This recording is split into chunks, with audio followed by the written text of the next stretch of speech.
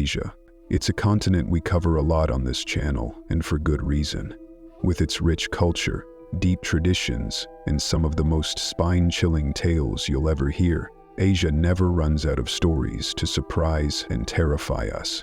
These are the kinds of stories that stay with you long after the lights go out.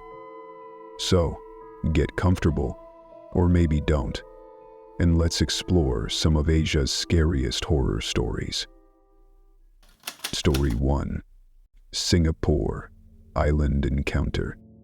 I was working on an offshore island near Singapore.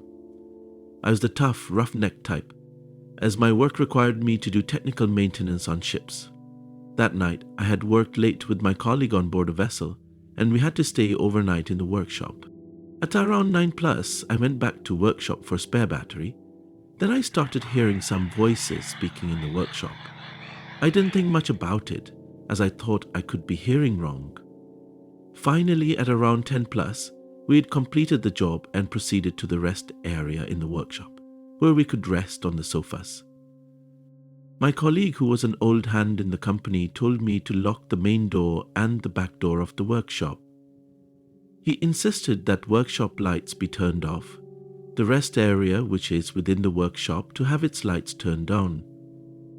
Strangely though, after watching TV for some time, he insisted that we should turn in for the night at 11+. Boy, that bastard went to sleep mode damn fast. I did not feel comfortable on the old sofa. The lights were on, so I was in no mood to sleep. Around 12+, I started hearing the voice of a lady crying outside the rest area in the main workshop. I knew I had locked all the doors, and there was simply no way anybody could have got into the workshop. Soon I heard someone kicking all the cardboard boxes that we had on the floor at the workshop. Then it was followed by footsteps that were coming closer and closer to the door of the rest area. The person creating the sound entered the rest area. I could not see them, but I could sure as hell hear them. They were whispering in a language that sounded like Malay in front of me. It wasn't clear enough to understand, and I was scared to shit. Then I started scolding the damn thing in all the most colorful Hokkien vulgarities, and curiously, the damn bitch went silent. Although I was not scolding loudly, I sure as hell expected my friend to wake up, but he didn't. Then I started kicking his bed, but again nothing from that idiot.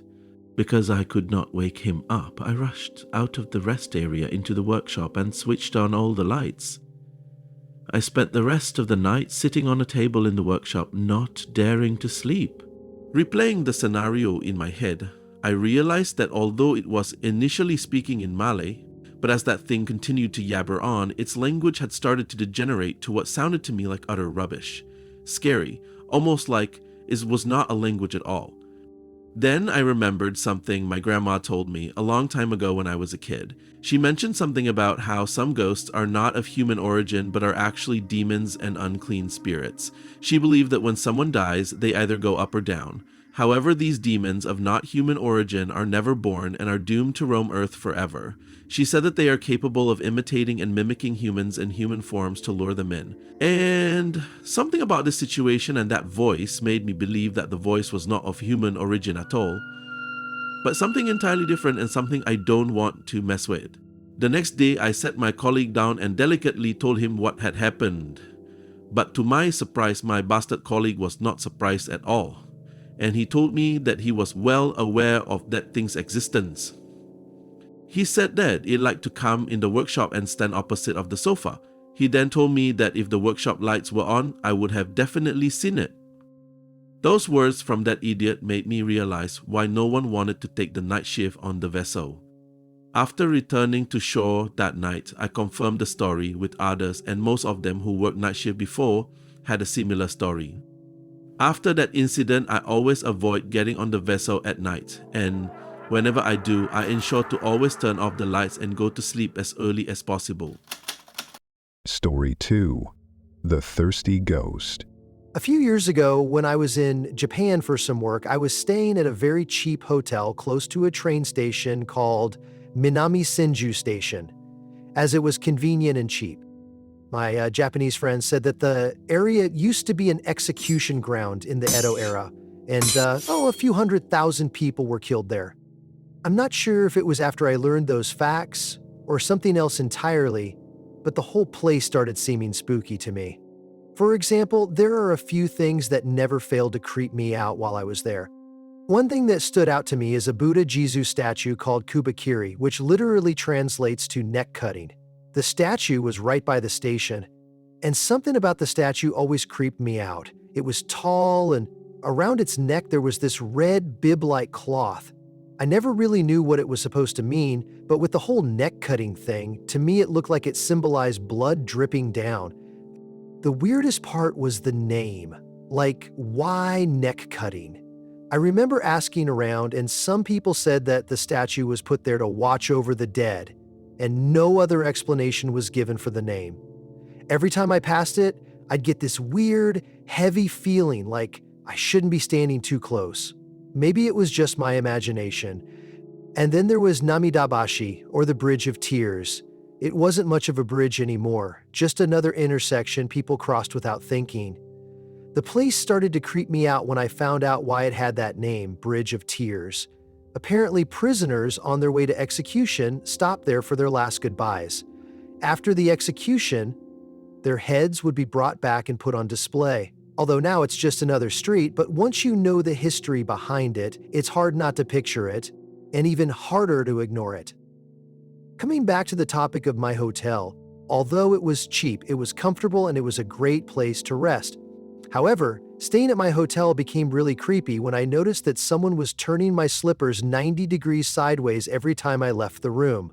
Although I brushed it off at first, guessing that it was probably the staff doing it while cleaning, but soon it became creepy. I began to intentionally leave my shoes facing the door and taking mental pictures of them, but they were always turned when I left the room. And that begged the question, if they were indeed turning my shoes, why 90 degrees only? Why not facing the room? And how can the turn be so uniformed and seemed to be deliberate? One day I asked the girl at the front desk if she knew something about my shoes being turned, and she said, "Yes, we are aware of this." "It's a ghost," she continued, saying that so casually and like it was totally normal. Then she continued saying that I don't need to worry and she never hurts anyone, and told me that if I am annoyed by it, I just need to put some sweets and some alcohol beside the door as an offering. However, before I left to go back to my room, already feeling confused, she gave me a disclaimer asking me to only pick something tasty that I liked as the offering. I tried to be polite and understanding about the Japanese ghost culture, so every evening after work, I bought a different drink from the hotel bar and left it on a shelf beside the door. And guess what? My shoes were not turned sideways ever again until one night. I came back late and the hotel bar was closed, but earlier that day, I had accidentally bought some really bad-tasting green tea-based alcoholic drink. And since I didn't like it, I used that instead as an offering that night. I was exhausted and went straight to sleep. However, in the middle of the night, I heard laughing and banging from outside the walls. I first ignored it, but the noise got progressively louder and aggressive, almost like it was intentional. I assumed my neighbors might be having a party, but I quickly realized that I lived on the third floor, and there was nothing on the other side of that wall except the outside of the building 3 floors up. I tried my best to ignore it and just stayed on bed. The next morning, my shoes were gone altogether. Realizing what might have happened, I ensured that I used only drinks I liked as an offering for the rest of my stay. So be careful when you stay around the Minami Senju station area, because you never know what might happen to you if you're not careful. Story 3. The Mother's Love. I've always prided myself on being a realist, someone not easily believing myths, legends, or mere stories.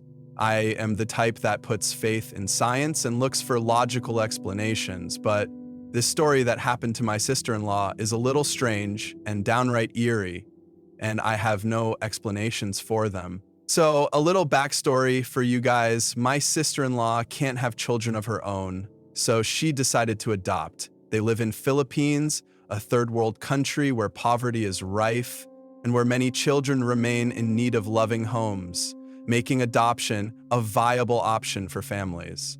After searching for a while, eventually through a friend, she found a young woman that was pregnant and couldn't afford to keep the child. Long story short, an adoption was soon arranged. They basically had to pay for the mother's medical bills and perhaps a little something to help the family out. I was told that it was a difficult decision on the maternal mother's behalf, but she had no other alternative. But on the bright side, at least her child will be going to a loving home, to a relatively rich woman, well, rich by Philippine standards anyway. According to my sister-in-law, by all accounts, the maternal mother and her mother were extremely upset at the prospect of giving up the child. But, I mean, who wouldn't be, right? So, to avoid any issues, my sister-in-law decided that it was best to have minimal contact with the family leading up to the birth. My sister-in-law and brother-in-law, on the days leading up to the birth of the baby, had ensured that all arrangements were met and actually provided the family with more than what they discussed as a sign of their gratitude. According to my sister-in-law, they wanted to have a seamless adoption process and bring the baby home right away. They wanted to avoid any problems, and she was extremely worried that they might change their minds. Soon the baby was born and papers were signed. My sister-in-law wanted to have a kid so bad that she did everything to secure the baby as quick as possible. As soon as the baby was born, they made sure that everything was signed and made official on the day itself. And then, as soon as all the formalities were done, without any formal or prolonged goodbye process, my sister-in-law headed home to her town with her bundle of joy, a healthy baby boy. The baby was healthy, happy, and filled a part of their lives they had always longed for. They loved him deeply. Yet a small part of anxiety lingered, stemming from the fear that the birth mother might one day try to reclaim him. Despite this, they found happiness and peace in their family, and eventually all that anxiety disappeared. A few years passed and there was no contact whatsoever with the biological family. Now, this little boy is already walking and talking, always on the move and asking a million questions. One morning, as usual, he was playing with his toys while my sister-in-law was watching him. Then, suddenly, he turned around and looked up at my sister-in-law with this curious look and says, "Mama, I had a dream last night."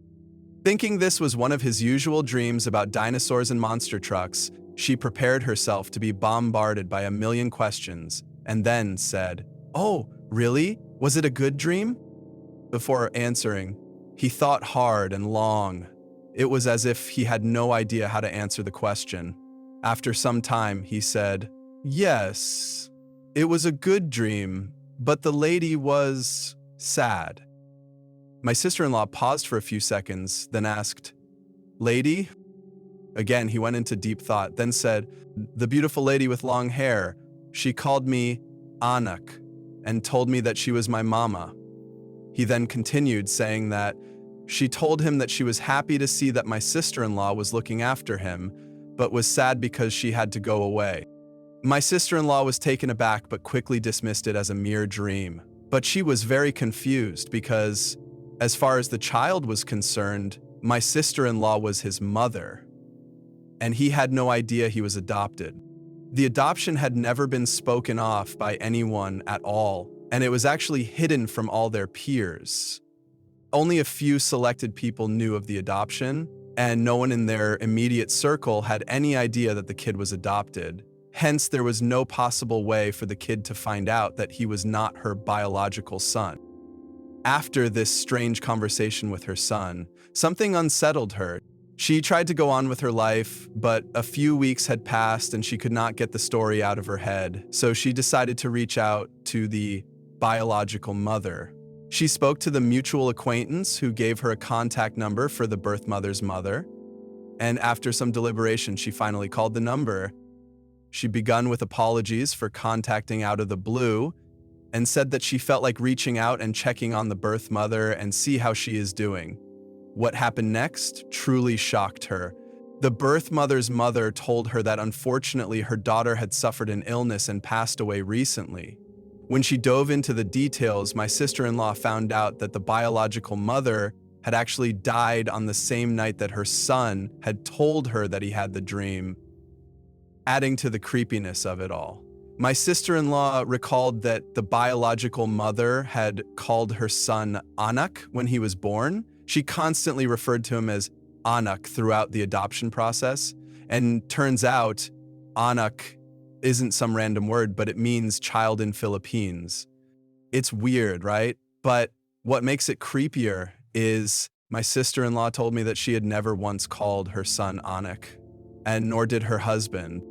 They speak English in their house, and she had no idea where the boy would have picked up that word and used it so perfectly in the correct context. Adding all this up, it all just seems too much to be a mere coincidence.